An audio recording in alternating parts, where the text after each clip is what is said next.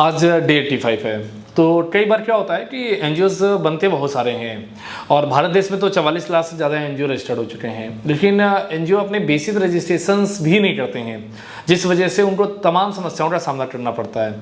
कई बार क्या होता है कि उनका खाता ही बंद हो जाता है, कई बार वो ऑडिट नहीं करते हैं, आईटीआर नहीं करते हैं, तो 3-4 साल बाद जब एनजीओज का टाइम आता है कि वो कोई गवर्नमेंट प्रोजेक्ट लिए अप्लाई करे तो उनके पास डॉक्यूमेंट नहीं होते हैं, एनुअल रिपोर्ट नहीं मेंटेन करते हैं, basic registration 1280G provisional permanent ये भी नहीं करवाते हैं। उस कारण उनके एनजीओज खुलते तो हैं लेकिन कुछ बिना किए हुए बंद हो जाते हैं और फिर वो एनजीओ उम्मीद करते हैं कि कुछ अच्छा उनको रिस्पांस मिल सके समाज से, गवर्नमेंट से, सीएसआर कंपनी से, तो वो नहीं हो पाता है। इसी तरह एक हमारे पास ऑर्गेनाइजेशन आया था, आसियाना वेलफेयर सोसाइटी का है। ये ऑर्गेनाइजेशन भी देखिए 20 जनवरी 2010 को रजिस्टर्ड हुआ।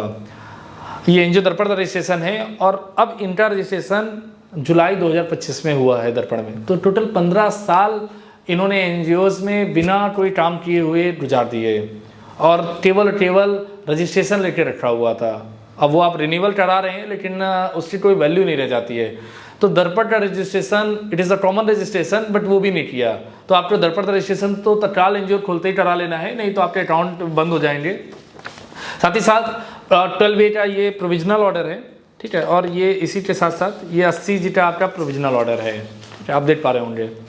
तो प्रोविजनल रजिस्ट्रेशन भी आपको करा लेना है। एटलीस्ट आप परमानेंट रजिस्ट्रेशन नहीं ले पा रहे हैं तो कोई बात नहीं, लेकिन कम से कम प्रोविजनल रजिस्ट्रेशन करवा के अपना काम करना स्टार्ट करिए। 6 महीने साल भर बाद 2 साल बाद आप परमानेंट रजिस्ट्रेशन अप्लाई करवा लीजिए।